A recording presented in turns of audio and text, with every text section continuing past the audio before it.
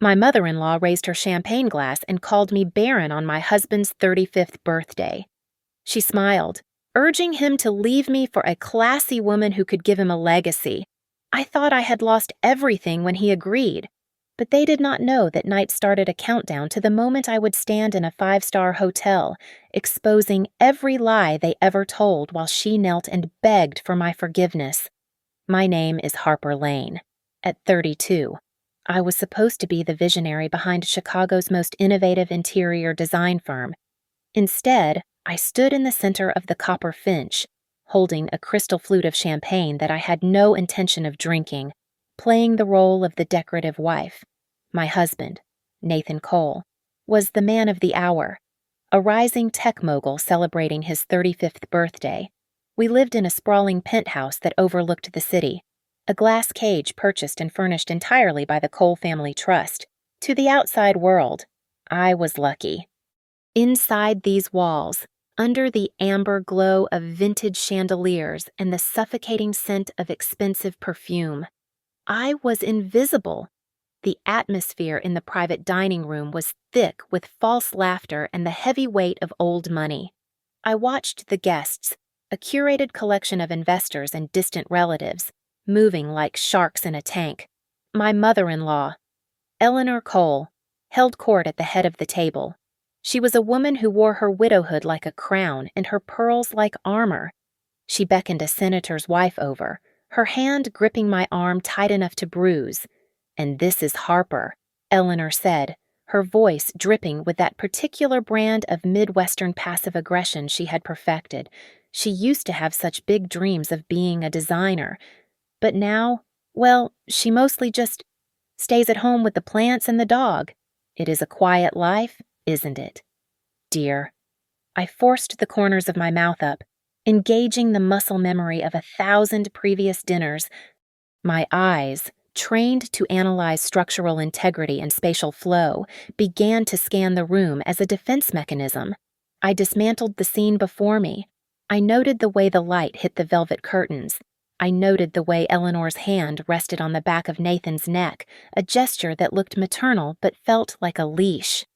And I noted the way her gaze dropped to my flat stomach, lingering there with a cold, hollow disappointment. The waiters cleared the main course. It was time for the toast. Eleanor stood up, tapping her spoon against her glass. The room fell into a respectful silence. "To my son," she began, beaming at Nathan. 35 years of making this family proud. You have built a company from nothing.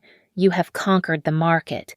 She paused for dramatic effect, turning her body slightly so she was facing me directly. "Now, if only we could toast to the next generation. May this year finally bring us a grandson. God knows we are not getting any younger, even if Harper here seems to be barren on that front."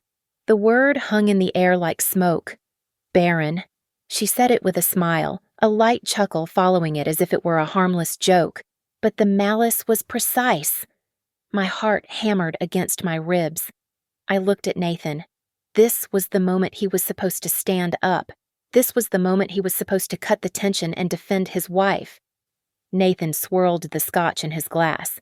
He looked at his mother, then at his friends, and he laughed. "Oh, come on, Mom," Nathan said, his voice slurring slightly from the premium whiskey. "You cannot blame her for everything. Maybe I just picked a runner that wasn't built for the long haul. Wrong pedigree for the Cole dynasty." Right. The laughter that rippled through the room felt like physical blows. I stared at the man I had married. I felt stripped bare, humiliated under the soft lighting while strangers chuckled at my deepest insecurity. My hand gripped the silver dessert fork so hard my knuckles turned white, the metal biting into my palm.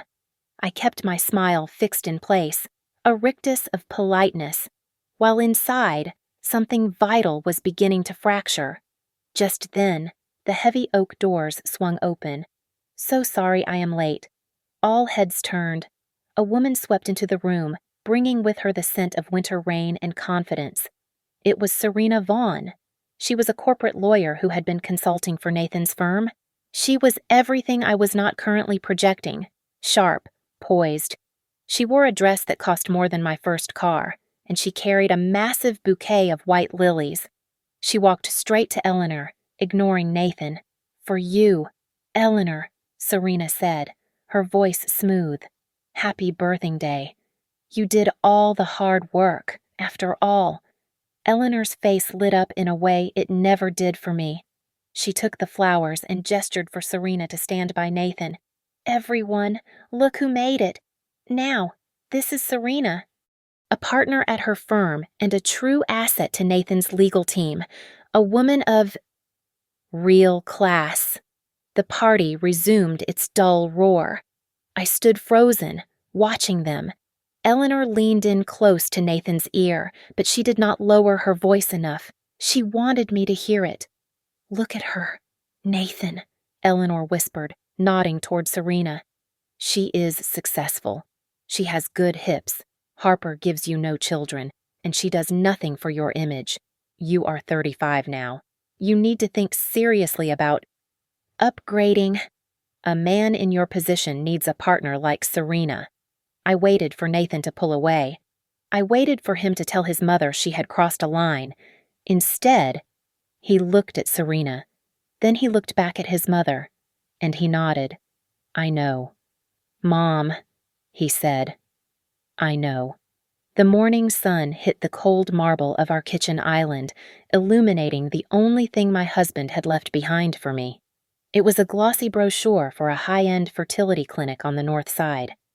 Beside it, on a sticky note, Nathan had scrawled a message in his jagged, impatient handwriting. "You are the problem, not me. Fix it."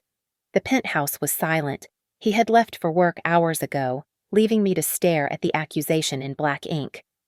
2 hours later, I sat across from Dr. Evans in a room that smelled of antiseptic and lavender. The doctor adjusted his glasses, looking at the file in his hands, then up at me with a gaze full of professional pity. But the pity was not for the reason I expected. "Mrs. Cole, I want to be very clear with you," Dr. Evans said, sliding a chart across the desk. "I have run every test. Your hormone levels, your ovarian reserve, your uterus. Everything is functioning perfectly." I blinked, my hands trembling in my lap. "But," Nathan said, "we ran tests on Nathan's frozen samples from his last checkup 6 months ago." "Dr." Evans interrupted gently. "He has severe oligospermia. His motility is practically non-existent. To put it bluntly, Mrs. Cole, conception through natural means with him is statistically impossible." He lowered his voice. "I advise you to handle this information carefully. Men like Mr. Cole do not take this kind of news well." I walked out of the clinic clutching a manila envelope that contained the absolute truth. The irony tasted metallic in my mouth. I drove home, rehearsing how I would tell him, how I would explain that we could fix this together with science, not blame. But when I unlocked the front door of the penthouse, I heard voices drifting from Nathan's home office. The door was ajar. "You have to be smart about this." "Nathan." Eleanor's voice was sharp, cutting through the air. "If we frame this as her failure to provide an heir, the prenup is ironclad. We can cut her loose with the bare minimum." "I know." "Mom." Nathan's voice sounded tired but resolute. I have lost all feeling for her, watching her play with her dirt and paints all day. It is pathetic. It kills my mood. Then I look at Serena. She closes deals. She speaks my language. She is an asset." I froze in the hallway, the envelope crinkling slightly in my grip. "Exactly," Eleanor said. "Listen to me. If a man is infertile, his money covers the shame. If a woman is infertile, she is simply broken. It is a defect. We use that. We paint her as the barren wife who could not fit into our world. That way, you keep the company shares, you keep the penthouse, and you get the public sympathy." I stood there, feeling the blood drain from my face. I wanted to kick the door open, I wanted to throw the medical results in their faces and scream that his legacy was dead in the water because of his own biology, not mine. But my legs felt like lead. A wave of exhaustion so heavy it nearly crushed me took over. They were plotting my destruction while I was out trying to save our marriage. That night, Nathan came into the master bedroom while I was pretending to read. He did not look at me. He busied himself with his cufflinks, staring into the mirror. "Harper, we need to talk," he said, his tone devoid of any warmth. I think we need to separate. Temporarily. But I need space." I set my book down. Space for what? Nathan for Serena. He finally turned, his jaw tight. "I need a partner. Harper. Someone who can help me get to the next level. I need a woman who can give me a real family, a legacy. You have had 3 years, and nothing. I cannot wait forever." The injustice burned my throat. I looked at the nightstand drawer where I had hidden the envelope. "Are you sure? Are you absolutely sure the problem is me? Nathan, maybe we should look at the medical facts before you throw me out." His face darkened instantly. He took a step toward the bed, his voice dropping to a menacing growl. Do not dare try to turn this around. You are insulting my manhood because you are ashamed of your own failure." "That is exactly why we do not work." He straightened his jacket, regaining his composure.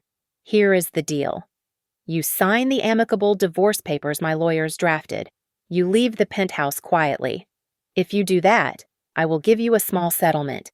But if you fight me, if you drag this out," he leaned in, his eyes cold and dead, "my mother and I will use every lawyer on our payroll to bury you. We will reveal every humiliating detail of your medical failure to the press. We will crush you until you have nothing left." Packing my life took less than 2 hours. It was a pathetic realization that after 3 years of marriage, I owned almost nothing in that sprawling penthouse. The Italian leather sofas, the imported marble vases, the silk rugs, they all bore the Cole family name. I stood in the middle of the living room with 3 cardboard boxes containing my old paintbrushes, a few pots of dying ferns, and a battered laptop from my college days. I walked past the master bedroom and saw the trash bin by the door. Sticking out of it was a watercolor painting I had made for our first anniversary, a delicate rendering of the Chicago skyline where we shared our first kiss. Beside it lay the rolled-up blueprints for his home office, a space I had designed to maximize his productivity, and the original concept sketches for his company's first headquarters. He had not just divorced me. He had thrown my devotion into the garbage like it was expired milk. A memory hit me, sharp and sudden. I was 22, standing on a stage, holding the Dean's Award for Excellence in Design.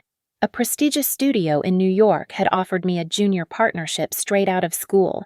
I remembered turning them down, remembered the look of confusion on my professor's face when I told him I was staying in Chicago to support my boyfriend's startup. I had traded my brilliance for the role of a supporting character, and now I was being written out of the script entirely. The divorce hearing was a blur of gray suits and fluorescent lights. Nathan and Eleanor sat on the right, flanked by 3 lawyers who charged more per hour than my father used to make in a month. I sat on the left with a public defender who looked like he had not slept in 3 days. The gavel banged, sealing the end of us. I received a settlement of $5,000 of pittance meant to make me disappear and a court order to vacate the premises within 30 days. As I reached for the pen to sign, Eleanor whispered something to her lead attorney. The man cleared his throat and addressed the judge. "Your Honor, for the record, we would like it noted that there is no issue of the marriage. Mrs. Cole has produced no children. It was unnecessary. It was legally redundant. But Eleanor wanted it there, stamped in black and white on the official autopsy of my marriage. I signed the paper, my hand steady only because I had no tears left to cry. I walked out onto the courthouse steps, the wind whipping my hair across my face. Eleanor was waiting for me near her town car.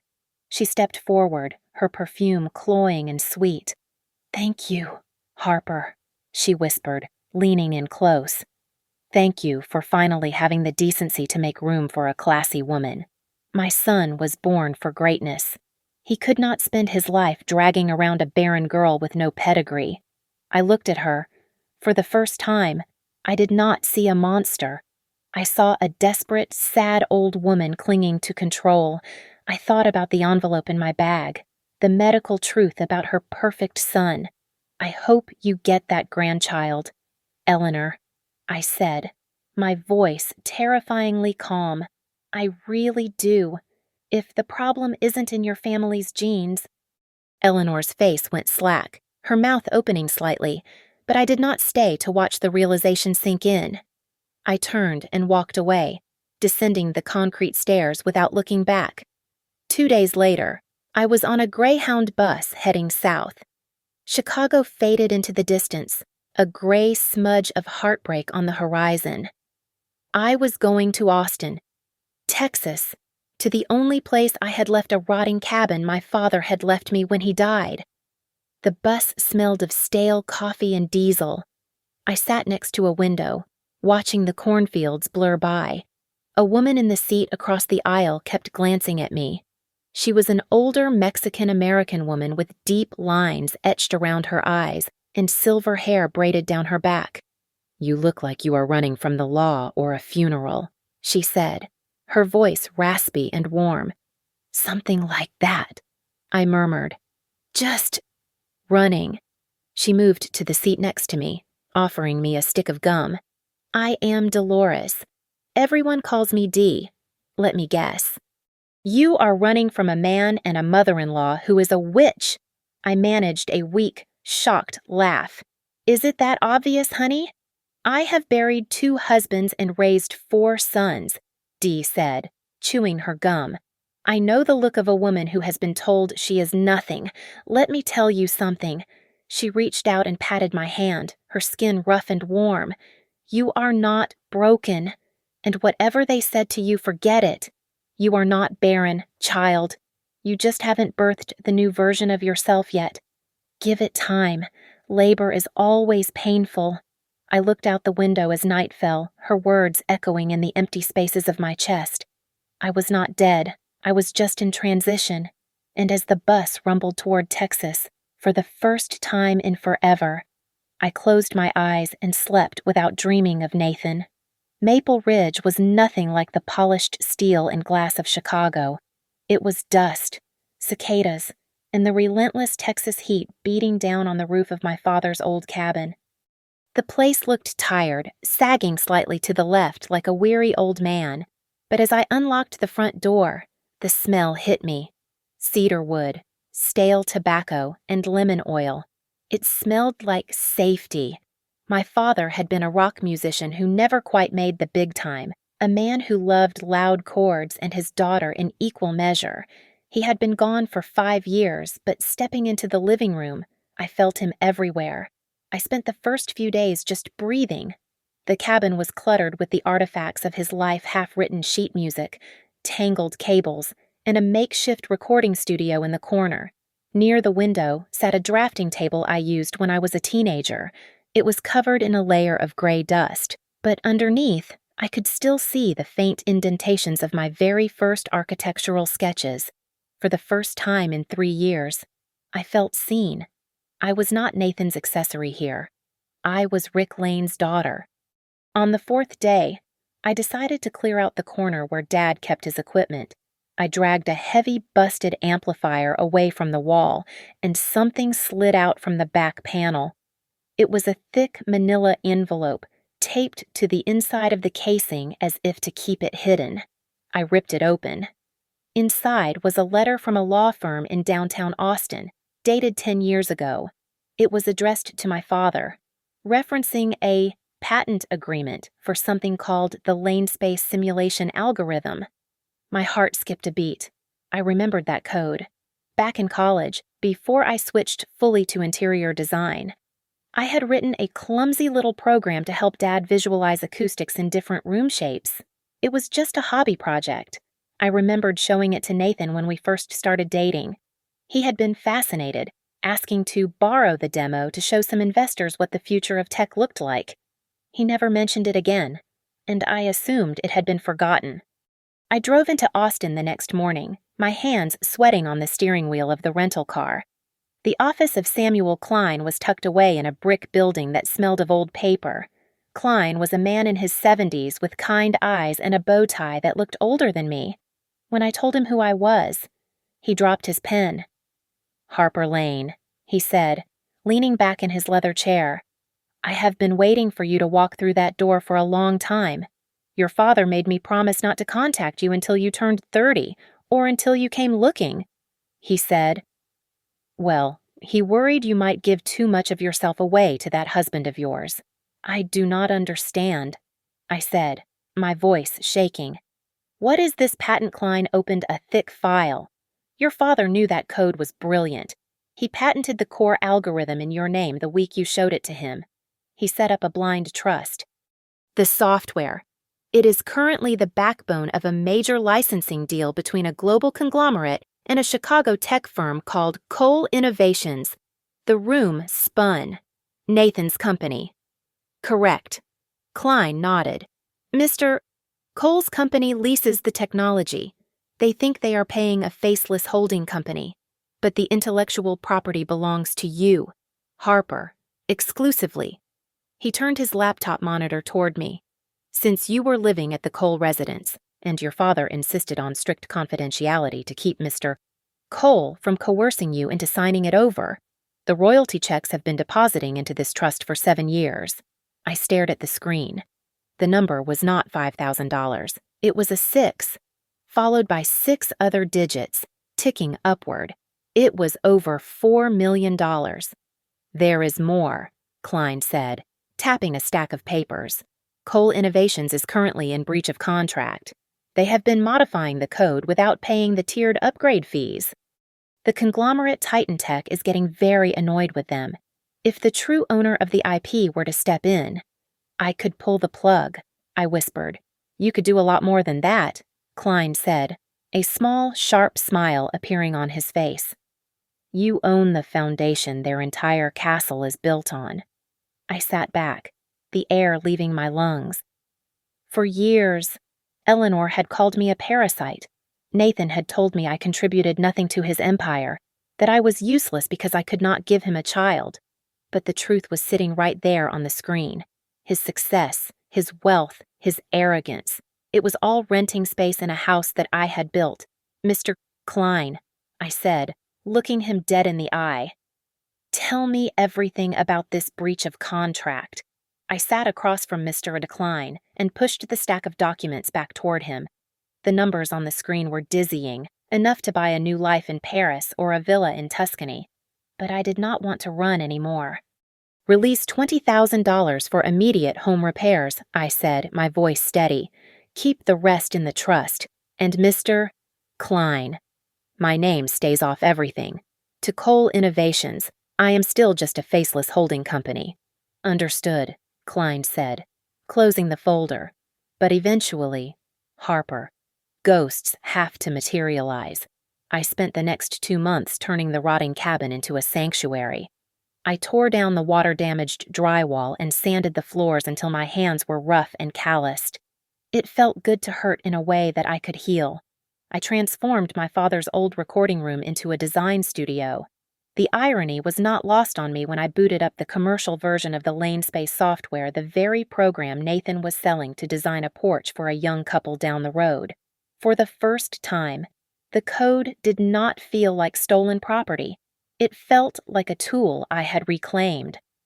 The woman from the bus, turned out to live just 3 streets over in a small yellow house surrounded by marigolds. She became my anchor. She showed up on my doorstep with casseroles and forced me to attend neighborhood potlucks. I sat on plastic chairs in backyards, drinking cheap beer with mechanics and teachers who did not care about the Chicago Social Register. They asked me about my sketches, not my pedigree. I designed a layout for a local coffee shop in exchange for free lattes for a year, and the joy of seeing the owner's face light up was worth more than any diamond necklace Nathan had ever bought me to apologize for his late nights. but the old wound still ached. I made an appointment with a specialist in Austin, needing to hear it one more time. The doctor, a no-nonsense woman named Dr. Liu, was thorough. "You are perfectly healthy. Harper," she told me, handing me a tissue. "There is absolutely no physiological reason you cannot carry a child." I walked out of her office into the blinding Texas sun. The relief was there, but it was overshadowed by a cold fury. Eleanor had made me feel like a broken vessel. She had defined my entire existence by the emptiness of my womb, while her son hid his own inadequacy behind his checkbook. I realized then that my grief was not about the baby I never had. It was about the years I wasted hating my own body. I drove straight to the animal shelter. I walked past the purebreds and found a scruffy, wire-haired terrier mix cowering in the back of a cage. He had been returned twice. "I will take him," I told the volunteer. I named him Banjo. That night, he curled up on a rug in the corner of my studio, right where my father's amp used to sit. The room felt less like a tomb and more like a home. Later that evening, Dee and I sat on my newly refinished porch, watching the fireflies. I told her about the doctor's visit, about the lie that had ended my marriage. Dee took a long sip of her iced tea and rocked in her chair. "Honey, listen to me. A baby does not save a bad marriage. It just becomes a new victim. If you had a child with that man, you would be tied to that family forever. Maybe the universe was protecting the kid. And you." I looked at her, tears pricking my eyes.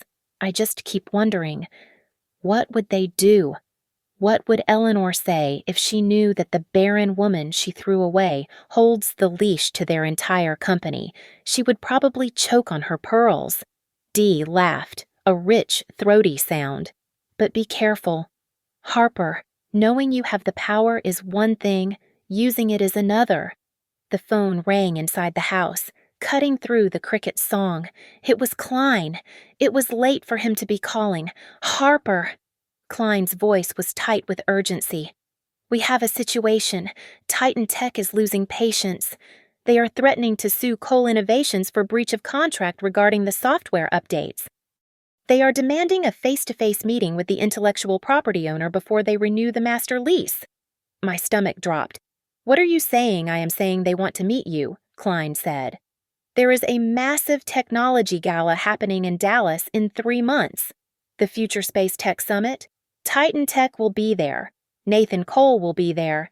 And they are demanding that the founder of Lane Space be there too to sign the new terms. If you do not show up, the deal dies, and your ex-husband's company goes under." I looked out at the dark tree line. I touched the silver bracelet on my wrist. "Tell them I will be there," I whispered. "But tell them I will be making an entrance." Samuel Klein did not mince words during our next call. The situation was binary. The Future Space Tech Summit in Dallas was the deadline. If I refused to sign the renewal for the Lane Space license, Titan Tech would walk away. And if Titan Tech walked away, Cole Innovations would collapse within 48 hours. Nathan's company was not just dependent on that contract, it was on life support, and my algorithm was the only thing keeping the heart beating. I hung up the phone and walked out to the porch, feeling the weight of 500 innocent jobs resting on my shoulders. I hated Nathan, and I despised Eleanor. But there were junior developers, receptionists, and janitors at that company who had families to feed.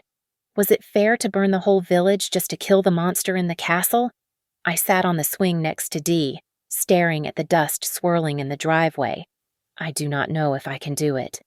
"Dee," I said, resting my head against the wood. "If I pull the plug, good people get hurt. Maybe I should just sign it remotely, take the money, and stay invisible. Is that not the best revenge living well?" Dee stopped shelling peas and looked at me over the rim of her glasses. Her expression was hard, stripped of its usual warmth. "Harper, living well is great," she said, "but revenge by living well is not enough if the devil is still using your hammer to break other people's windows. That woman is out there using your husband and your company to preach about family values while she destroys actual families. You are not protecting innocent people by staying silent. You are letting her keep them as hostages." Her words sent me back to my laptop. I opened a browser and searched for coal innovations. A video from a financial news network popped up, dated just yesterday. I clicked play. There they were, Eleanor, Nathan, and Serena Vaughn, sitting on a plush cream sofa in a studio interview. Eleanor looked radiant, wearing a suit that probably cost more than my entire cabin. "We are just so blessed," Eleanor told the interviewer, patting Nathan's knee. "My son has built this empire from scratch, and now, with Serena by his side, we are finally building the dynasty. We are expecting good news very soon." The camera panned to Serena. She was wearing a loose silk dress, and her hand was resting protectively over a small, rounded bump on her stomach. "It is all about legacy," Nathan said, smiling that charming smile that used to make my knees weak. "I finally have a partner who understands that a business needs an heir just as much as it needs a CEO. We are building the future." I felt like I had been slapped. The air left my lungs. They were parading her pregnancy real or imagined as a marketing tool. They were using the very thing they tortured me about to sell stock. My phone buzzed. It was a message from an old friend back in Chicago, a former assistant of Nathan's who had been fired 2 months ago. Harper. "I shouldn't say this, but you need to know. It wasn't just bad luck." Eleanor planned the introduction. "She hosted the mixers. She handpicked Serena 6 months before you two split. She engineered the divorce because the investors wanted a family man image, and you weren't producing." The rage that ignited in my chest was cold and precise. It was no longer about sadness. It was about justice. I called Klein back immediately. "Dig deeper. Sam," I said, "I want to know their financial status. Everything." 2 days later, Klein sent the dossier. It was a bloodbath. Nathan was leveraged to the hilt. The penthouse was double mortgaged. Eleanor had liquidated her personal portfolio to keep the company afloat until the Dallas Gala. They were broke. They were pretending to be royalty, but they were beggars in designer clothes, banking everything on renewing the contract with my technology. "Here is the plan," Klein told me over the phone, his voice sounding energized.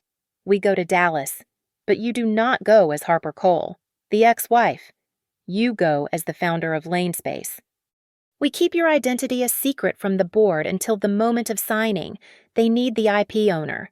We give them the IP owner. I will do it," I said, looking at the sleeping dog in the corner of my studio. "But I have one condition.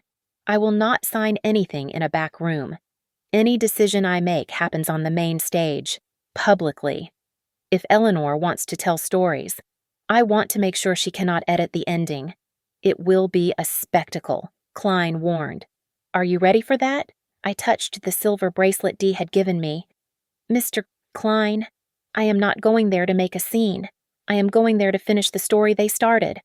I stood before the full-length mirror in my studio, but the woman staring back was a stranger. Gone were the soft pastels and floral prints Eleanor had insisted I wear to soften my edges and make me look like a compliant trophy wife. In their reflection, I saw a woman dressed for war. I wore a sharp, architectural black jumpsuit with a plunging neckline and tailored shoulders that made me look formidable. I pulled my hair back into a severe, high bun, exposing the sharp line of my jaw, and applied a coat of crimson lipstick. I did not look like a victim anymore. I looked like a CEO. Klein and I treated the upcoming gala like a military operation. We sat at my dining table, which was covered in legal pads and flowcharts, mapping out the sequence of events with surgical precision. "We hold your name until the very last second," Klein said, tapping his pen on the table. "We introduce you only as the founder of LaneSpace. By the time they realize it is you, the Titan Tech executives will already be sold on the product. If Nathan refuses to negotiate, then he looks like he is sabotaging his own deal. He will not refuse," I said, my voice cold. He loves money more than he hates me. To ensure I had enough ammunition, I spent my nights reaching out to the ghosts of Nathan's past. I contacted senior developers he had fired weeks before their stock options vested, and junior designers whose portfolios he had claimed as his own work. They were eager to talk. I received a flood of emails and testimonials, a dossier of evidence proving that Nathan Cole built his glass tower on stolen land. I did not plan to leak them to the press immediately, but I filed them in a digital folder marked Insurance. The night before I left for Dallas, Dee stopped by the cabin. She pressed a small, cold object into my palm. It was a tarnished silver bracelet, heavy and old. I turned it over to see the words Bloom Anyway etched into the metal. "You wear this," Dee told me, closing my fingers over it tight. "When you stand on that stage and that witch tries to make you feel small, you look at this. You remember that you grew through the concrete. You survived the drought." While I was armoring myself, my enemies were celebrating a victory they had not yet won. My contact in Chicago sent me videos from a pre-gala cocktail party Eleanor hosted at the Penthouse. Watching them on my laptop screen made my stomach turn. Eleanor stood in the center of the room, raising a glass to Serena. "To Serena," Eleanor declared, her voice ringing out clearly in the video. "We finally have a woman of substance in this house." Harper was just a stepping stone, a practice run that Nathan had to endure to find his true equal. In the background, Nathan laughed, looking confident and unbothered, believing his past was buried. But it was Serena who caught my attention. She played her part perfectly, charming investors with fluent talk of legal frameworks and financial restructuring.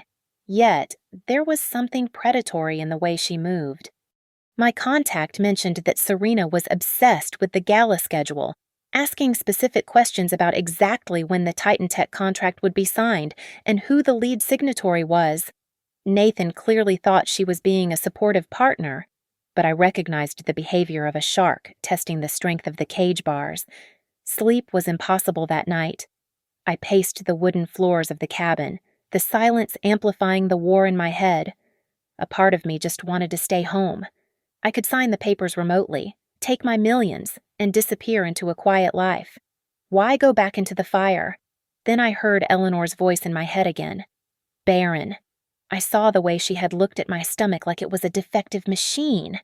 If I stayed silent, if I let them sign that contract without facing me, I was agreeing with her.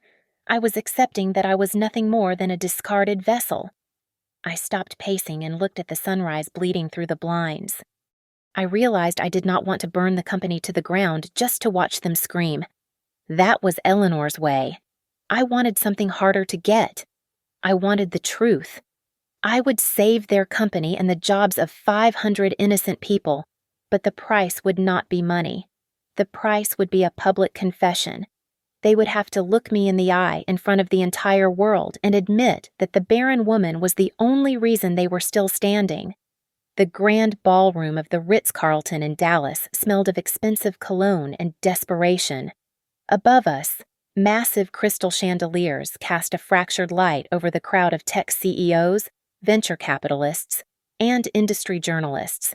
A 50-foot LED screen dominated the back wall, flashing the words, "Future Space Tech Summit" in bold, futuristic letters.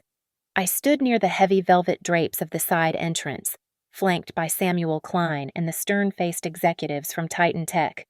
Then they made their entrance. Nathan, Eleanor, and Serena swept into the room as if they owned the very air we breathed. Eleanor wore a floor-length emerald gown, her neck dripping in diamonds that I knew were likely leased. Nathan looked every inch the golden boy in a bespoke tuxedo, his smile practiced and bright. But it was Serena who drew every eye. She wore a cream silk dress that clung to her frame, her hand resting protectively over a slightly rounded stomach.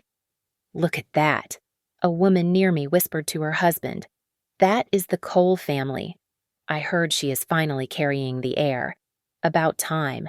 A dynasty in the making," the husband replied.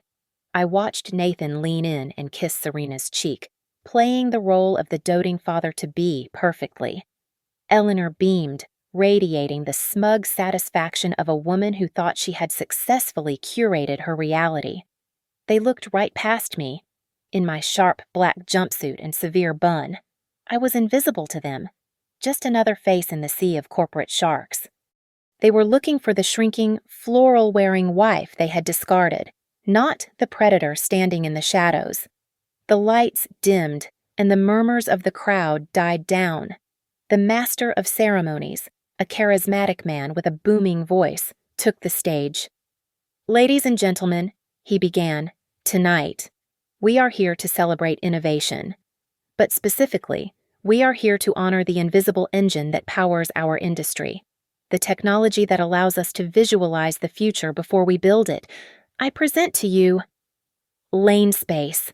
The massive screen behind him exploded into color. A sleek video demo began to play, showcasing my software. It spun wireframe rooms into photorealistic palaces in seconds. It was my mind, my code, projected 40 feet high. I saw Nathan lean toward Serena, his face flushed with excitement. You see that he whispered, his voice carrying just enough for me to read his lips. "That is the contract. Once we sign the renewal tonight, we are untouchable." "We are buying the island." Eleanor clinked her glass against his, her smile sharp and predatory. "You deserve it, son.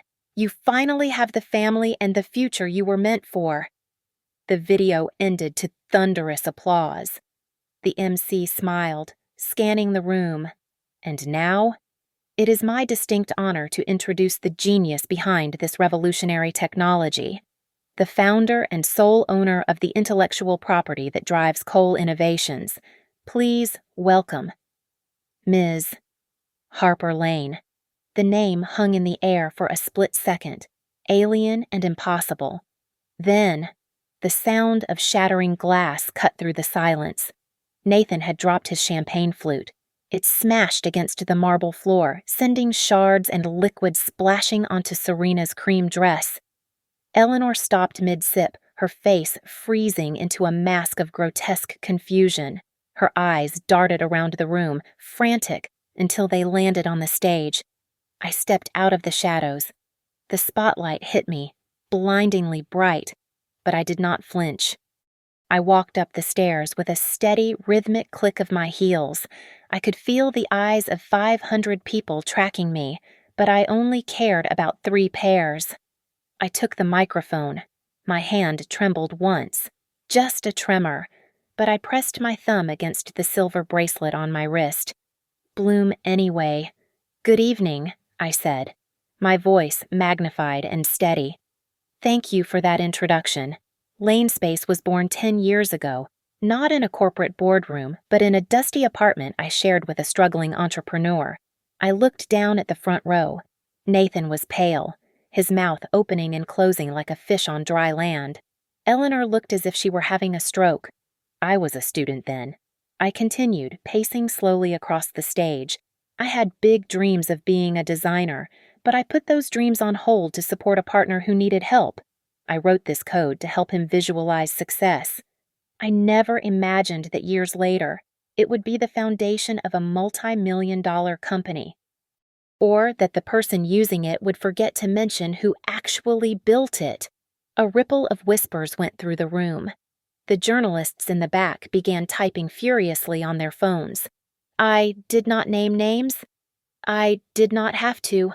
The silence from the Cole family table was loud enough. "But today is about the future," I said, turning to the MC, "and transparency." The MC nodded, clearly briefed on the script. "Absolutely, Ms. Lane.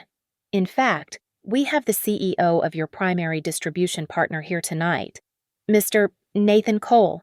Would you care to join us on stage to share a few words about your collaboration?" The spotlight swung violently, pinning Nathan to his chair. He looked trapped. Sweat was already beading on his forehead. He stood up on shaky legs, buttoning his jacket with fumbling fingers. He knew that if he walked up those stairs, he was walking into an execution. But if he stayed seated, he admitted guilt. He began to walk toward me, his smile looking more like a rictus of terror. I waited, the microphone cool in my hand, ready to let him speak his first and final truth. Nathan stood next to me, sweating through his tuxedo. He gripped the microphone like it was a lifeline, forcing a smile that looked more like a grimace of pain. "We believe in a win-win philosophy here at Cole Innovations," Nathan stammered, his eyes darting to the Titan Tech executives. "This technology has always been a team effort, a collaborative journey." He was trying to dilute my contribution, to bury my name under corporate buzzwords. I turned to him, my expression pleasant, but my eyes hard. I leaned into the microphone. "Nathan," I said softly, my voice echoing through the ballroom. "Do you remember the night we debugged the core rendering algorithm in our studio apartment? The one where we ate instant noodles on the floor because we could not afford a table. You fell asleep, but I stayed up until 4 in the morning to fix the code so you could pitch it the next day. Do you remember that the room fell into a heavy silence?" Nathan looked at the crowd, then back at me. He knew that if he lied, I could easily prove it with the time-stamped logs I had already sent to Klein. He was cornered. "Yes," Nathan choked out, his voice thin. "Harper was instrumental in the early stages." The Titan Tech representative stepped forward, taking the microphone from Nathan's trembling hand. "Titan Tech does not do business with ambiguous ownership," the executive declared, his voice booming. "We will only renew this contract if the intellectual property rights are clear and the creator is properly credited and compensated." That was the breaking point. Eleanor shot up from her seat in the VIP row. She did not look like the poised matriarch anymore. She looked feral. "This is absurd," Eleanor screamed, her voice cracking with hysteria. "She is a barren woman. She is useless. She does not deserve to stand there and demand credit if she is so brilliant. Why could she not give my son a single heir? She is broken." The crowd gasped. A collective murmur of disgust rippled through the room. Eleanor had just ripped off her mask in front of the most powerful people in the industry. I did not scream back. I did not cry. I reached into the pocket of my jumpsuit and pulled out a folded piece of paper. It was the original medical report from Dr. Evans. I placed it gently on the podium, under the glow of the spotlight. "Mrs. Cole," I said, my voice eerily calm. "Do you remember this? I stayed silent for 3 years to protect your son's ego. I let you call me broken to save his pride. But tonight, you decided to use my body as a weapon. So let us speak with medical facts." I looked at the audience. This document confirms that the fertility issue was never mine. A doctor from the Titan Tech Board, who was standing near the stage, picked up the paper. He scanned it, his eyebrows shooting up, and then he nodded to the room. "This is legitimate. The donor counts are, effectively, 0. The female subject is healthy." The room erupted. The whispers turned into open accusations, all directed at Eleanor and Nathan. They were shrinking under the weight of the truth. Nathan looked around wildly, seeking an escape. He turned to Serena, who was still seated at the table, looking unbothered. He reached his hand out toward her. "Serena, please, tell them about our family, about the baby." A technology reporter in the second row stood up. "Mr. Cole, is your company selling this perfect family narrative to secure the new funding round as Ms. Vaughn carrying the heir to this so-called dynasty?" I stayed silent and turned my head to look at Serena. Serena stood up slowly. She brushed a shard of glass from her silk dress. She did not reach for Nathan's hand. Instead, she looked at him with a chilling, professional detachment. "I am not pregnant," Serena announced, her voice clear and sharp. Nathan froze. Eleanor looked at her classy daughter-in-law, her mouth falling open. "I never said I was pregnant," Serena continued, smoothing her dress. "It seems someone in the Cole family has an overactive imagination when it comes to PR strategies." Then she delivered the final blow. "And regarding my relationship with Mr. Cole?" Serena said, turning to address the Titan Tech executives directly. I am not here as his partner. I am here as legal counsel representing the minority shareholders of Cole Innovations. We are preparing a class action lawsuit against Nathan Cole for financial mismanagement and concealing material risks. I have been gathering evidence from the inside for the past 3 months. The silence that followed was absolute. Serena was not the trophy. She was the executioner. Eleanor collapsed back into her chair, her face draining of all color as she realized she had invited the enemy into her home, fed her, and bragged to her about a victory that never existed. Nathan stood center stage, alone, realizing that his marriage, his heir, and his business were all just props in a play that Serena had been directing the entire time. The Titan Tech representative stepped forward, placing a heavy hand on the podium to silence the murmurs. He looked at the chaos unfolding: Serena's cold detachment, Eleanor's horror, and Nathan's paralysis, and then he looked at me. "We are pausing the signing ceremony," the executive announced, his voice booming. "We will only proceed if the true intellectual property owner, Ms. Lane, agrees to the terms. Harper, the floor is yours. Do we kill this contract right now, or do we proceed?" I looked down at the front row. The masks had all fallen away. Nathan's face was the color of ash, his eyes wide with the realization that his golden parachute had just been set on fire.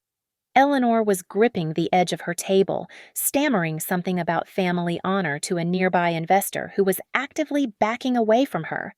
Serena stood apart from them, scrolling through her phone, likely drafting a press release for the minority shareholders. I took a breath. I held the power to destroy them completely. I could snap my fingers, and Nathan would be bankrupt by morning. But I thought of the junior designers who had just bought their first homes. I thought of the receptionists and the coders who had nothing to do with the cruelty of the Cole family. I am willing to let Cole Innovations use the lane space technology for another 12 months, I said clearly. Nathan let out a breath that sounded like a sob. However, I continued, my voice hardening, there are conditions. First, Nathan Cole will transfer his controlling shares to a board of trustees and resign as CEO effective immediately. He will sign a clause prohibiting him from using his personal life or the slander of any woman for marketing purposes. Nathan slumped, but he nodded weakly. He had no leverage left. And the second condition, I said, turning my gaze to the woman in the emerald dress, is for Eleanor. Eleanor stiffened, her eyes narrowing. You called me Barren, I said. You defined my worth by my ability to breed, and you encouraged your son to discard me like trash when I did not perform. I want you to stand up. Right now. I want you to apologize. Not just to me, but to every woman you have ever judged. And I want it on the live stream. I would rather die, Eleanor hissed, loud enough for the microphone to catch. I will not bow to you. The Titan Tech lawyer leaned in, his voice low but audible. Then we terminate the contract now. I will call the bank to foreclose on the penthouse in the morning. You will be destitute by noon. Mrs. Cole? Eleanor froze. She looked at the terrifying reality of poverty staring her in the face. Her reputation was already in tatters, but her money was the only blood in her veins.